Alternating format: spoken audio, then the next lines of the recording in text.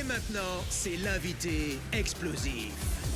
Eh bien, notre invité explosif, c'est J'ai toi. explosé.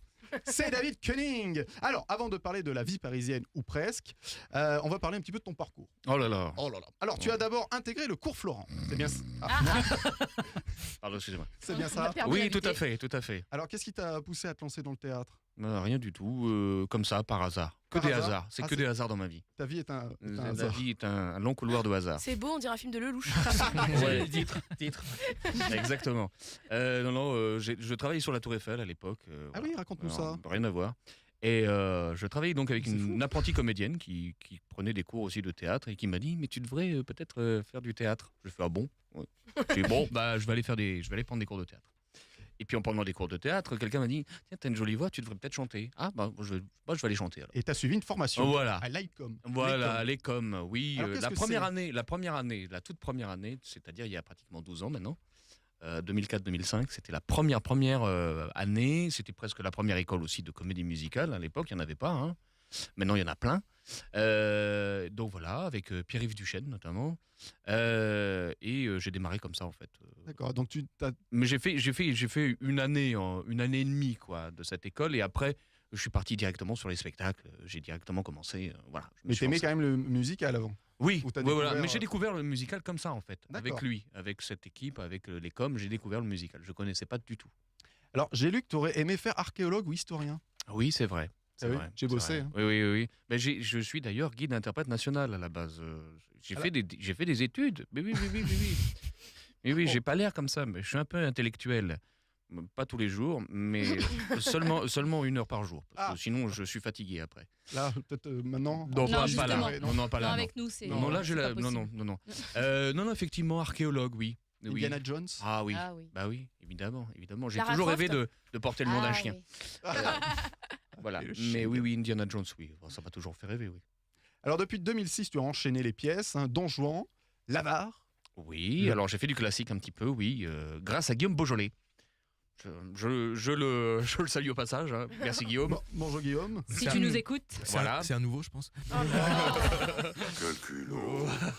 Alors, et tu as interprété Monsieur Jourdain. dans le Exactement, Bourgeois et oui. Alors, tu t'es amusé en Monsieur Jourdain. Oh là là, ça a été une grosse expérience parce que moi j'ai pas vraiment l'âge du rôle, hein, je suis encore un petit peu jeune pour ce genre de rôle, mais voilà, c'est un rôle de benet, j'ai adoré faire. Voilà. T'aimes bien les benets. J'adore les benets. Benet Et d'ailleurs, Clyde. je joue dans la vie parisienne ou presque, je joue un benet. Et bennet sur la tête. Voilà. Voilà. Je suis désolé hein, pour cette Il y a que promo. des gros benets. Il y a que des gros benets aujourd'hui. Ah bah, elles nous ont pas dit, Léa et Florian, quel bonnet elles faisaient. Oh Alors, là là. Ah ouais. Oui, voilà. ah non, là c'est trop. Mais il applaudit. Eh ouais. Bonne idée. Applaudis. Bonne idée, je pense. Alors, on t'a évidemment vu dans des comédies musicales, comme Casting, le musical, Oui. Clémenceau. Oui, alors ça, bon. Non. Oui, Moi, je note tout ce qu'il y a sur oui, le alors, dossier de presse. Oui, mais tu as j'adore parce qu'il me sort les dossiers, quoi, les gros dossiers. Mais il n'y a pas marqué, si tu veux, dossier. Celui où je faisais un troufion de la guerre 14-18, oui. bah, alors, mais c'est c'est bien. un vieux truc. Hein. Je peux citer le bois de Boris Le bois de Boris, Ah oui. ouais, moi, je l'ai c'était vu. un très beau Je spectacle. l'ai vu, c'était Avec magnifique. avec mon camarade Thomas Ranzo, voilà, on avait fait un très très beau spectacle sur Boris Vian. Ouais, ouais, magnifique, avec que des textes Voilà. de Boris Vian. Exactement. Ouais. Thomas Ronzo qu'on salue aussi donc. Mais ouais, ouais, qu'on bien sûr. salue évidemment, Bien Thomas. sûr, bien sûr. Jean-Paul, un Évidemment. jeu de mots. Non, je laisse. Pas Pas je passe. On t'a vu dans des spectacles pour enfants ou familiales. Oui, beaucoup, oui. Le Prince Oui. et le Pauvre, je peux Exactement, le prince et le pauvre, où je jouais un méchant, Lord Hertford. Ah, c'est bien, j'aime bien les noms comme ça. Mm. Robin des Bois, tu faisais un méchant. Robin des Bois, la légende légende ou presque. Eh oui, avec Guillaume Beaujolais toujours. Ah, qu'on salue. Avec Thomas Ronzo, Salut. toujours. Et Thomas Roseau, exactement. Shrek. Shrek le musical, oui, au Casino de Paris. Tu jouais qui Oui, je jouais le papa de Shrek et Papa Ours. Et papa.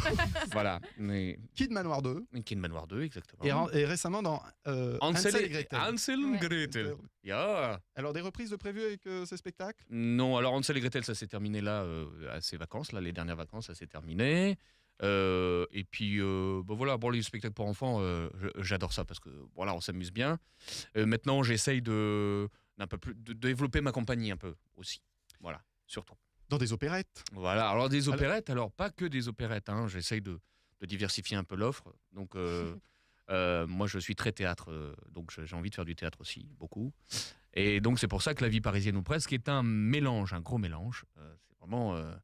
c'est de l'opérette, mais c'est aussi de la comédie musicale et c'est aussi surtout du théâtre. Alors, je me trompe ou tu es un gros fan d'Offenbach? Parce que Alors, on a fait beaucoup d'Offenbach parce que j'adore, parce que c'est très festif. Hein, il faut le savoir, l'Offenbach, c'est du festif. Hein. Et on était au Théâtre Marsoulan, et le Théâtre Marsoulan me demandait tous les ans une nouvelle opérette parce qu'on travaille beaucoup avec eux. Et donc, on en a fait effectivement beaucoup. J'adore Offenbach, mais c'est surtout aussi parce qu'il est libre de droit. Ah oui. Hein, parce qu'il Il est faut mort il y a savoir plus de aussi. 70 ans. Voilà. Et vous savez qu'en France, c'est très compliqué de faire des opérettes ou même des comédies musicales avec des auteurs qui ne sont pas morts depuis plus de 70 ans. Voilà. Tu as mis en scène La Belle Hélène. J'ai mis en scène La Belle Hélène. C'était ta première mise en scène? Oui, ouais, c'était une première mise en scène et puis c'était assez particulier parce que je ne voulais pas jouer dedans et puis finalement j'ai fini par faire tous les rôles. Ah oui. Voilà. Alors, et tu t'en es sorti? Oui, ça a été, mais c'était une période, ça a été assez éprouvant parce que en fait on veut pas jouer et puis on finit par tout faire, donc ça finit par être très fatigant en fait. On salue tous les rôles que tu as joués. Voilà, exactement. Alors, comment tu as découvert Offenbach? Alors, je l'ai découvert parce que on m'a proposé justement de jouer dans La Belle Hélène, mais c'était pas la mienne. C'est Philippe Hermelier qui m'a dit voilà, je monte La Belle Hélène. Alors, il monte pas la comédienne qui joue La Belle Hélène, hein, il montait le merci. spectacle, hein, Oh. Ah oui, évidemment. Mais c'est une bonne Évidemment.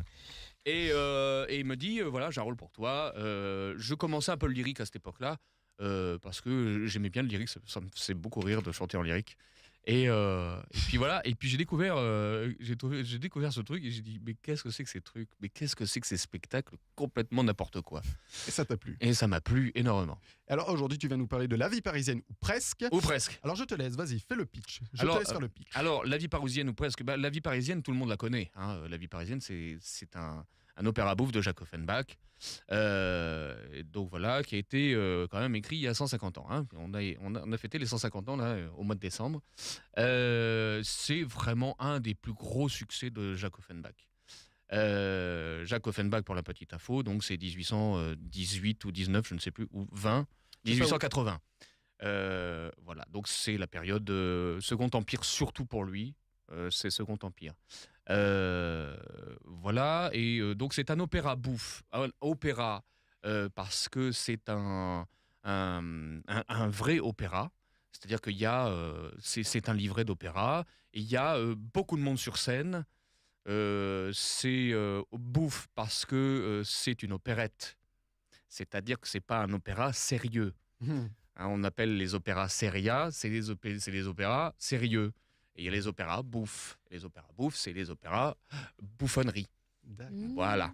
Il y a une petite différence. Il y a même, il y a même, il y a même, et non, et il y a même opéra comique qui est encore très différent. C'est une opérette, mais pas drôle. Voilà. Ah, d'accord. Ça va sortir, ça. Je sais pas si les gens vont comprendre. Ils vont se dire mais qu'est-ce qu'il raconte? Oh, ils Ah, regarderont, ils comprennent oui. rien. Alors, La Vie parisienne. La Vie parisienne, bon, en fait, l'intrigue, elle tient sur une feuille de papier, enfin, même sur une feuille de papier toilette. Hein. Ah bon. C'est pas Bobinet, vendeur, hein. garde-feu, c'est deux dandys parisiens qui courtisent les femmes.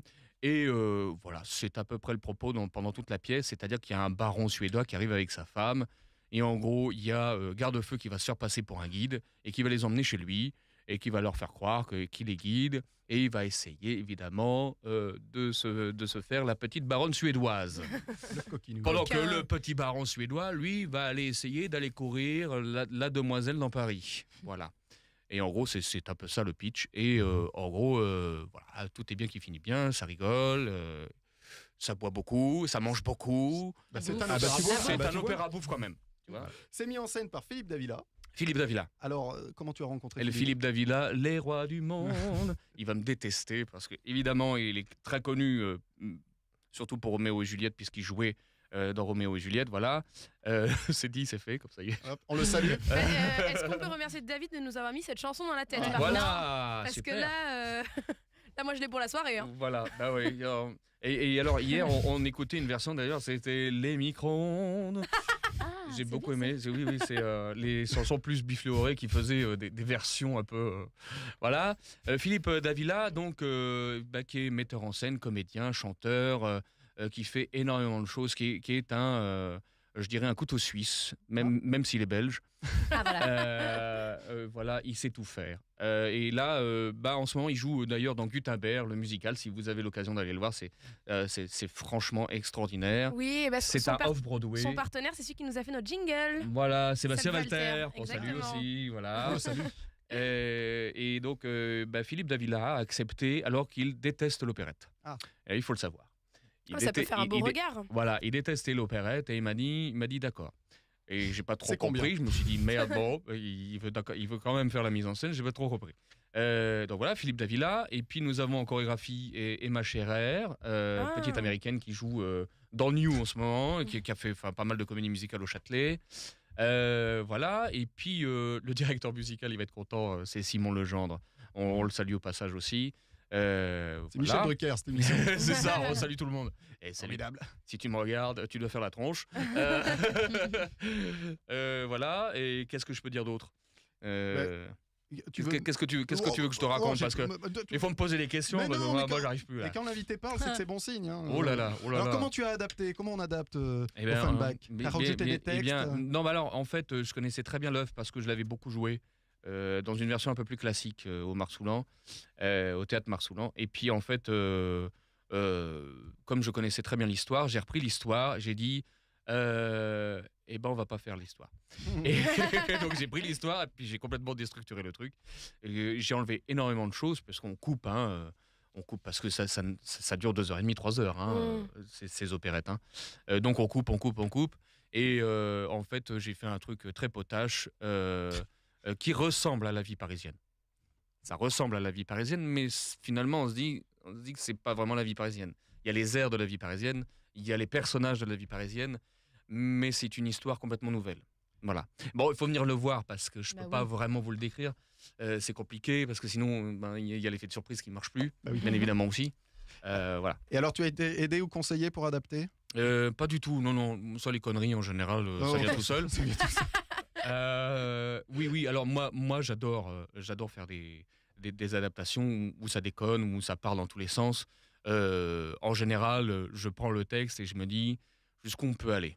Et on y va. Et j'écris. Et il y a des fois, il y a même des scènes qui étaient des vraies scènes dans le spectacle que j'ai complètement réécrites, moi, de mon point de vue. J'ai tout enlevé, j'ai tout fait à ma sauce.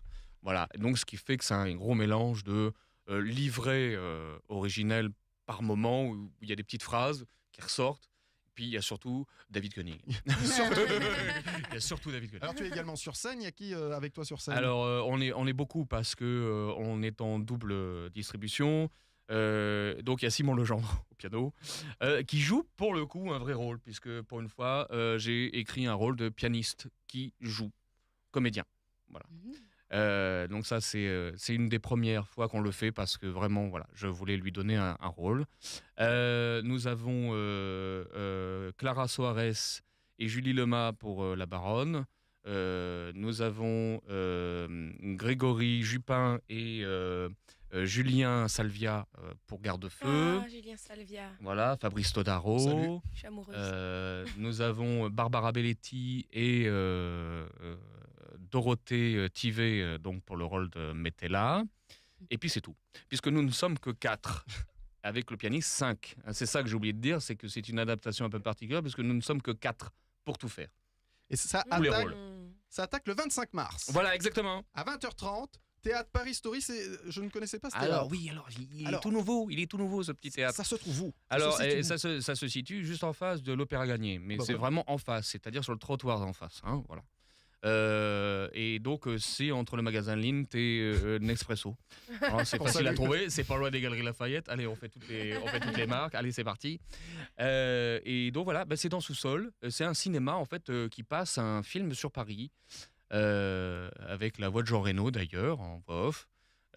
C'est très très beau d'ailleurs, c'est un très très beau film. C'est pour les touristes bien évidemment plus que pour voilà et pour les Parisiens qui veulent redécouvrir Paris.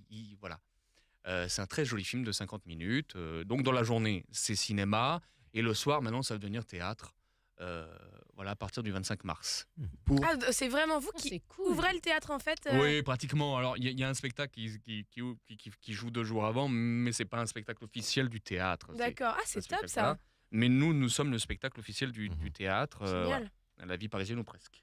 Et j'aimerais rajouter aussi que tu es auteur. Tu as notamment écrit Amour, gloire et opérette. Oui, tout à fait. Alors j'écris beaucoup, j'adore ça. Voilà, hein, comme toi Thibaut, je crois. Oui. Hein, un petit peu, c'est ton passe-temps. Oui, alors moi pour l'instant je me concentre à l'opérette, puisque Amour, gloire et opérette c'est une opérette aussi, mais c'est un livret original. C'est-à-dire que là je suis pas parti de quelque chose qui existe, je suis parti de quelque chose que moi j'ai créé. Voilà, j'ai complètement écrit le truc, et après j'ai pris des airs que je connaissais, mais j'ai écrit d'abord le livret, et après j'ai cherché des airs pour agrémenter le livret. J'ai pas fait par rapport aux airs, j'ai fait par rapport à mon livret. Et tu te rends compte, dans plus de 70 ans, il y a des gens qui vont prendre Amour, gloire et C'est ça. opérette, l'adapter. C'est beau, non? Oui. Non, je pensais faire un effet de... J'ai compris que ça ne marchait pas. C'est ce que le mec se souhaite à lui-même en fait, l'entrepresseur. Peut-être que plus tard. C'est ça. Eh bien, allez applaudir David Koenig Ouais.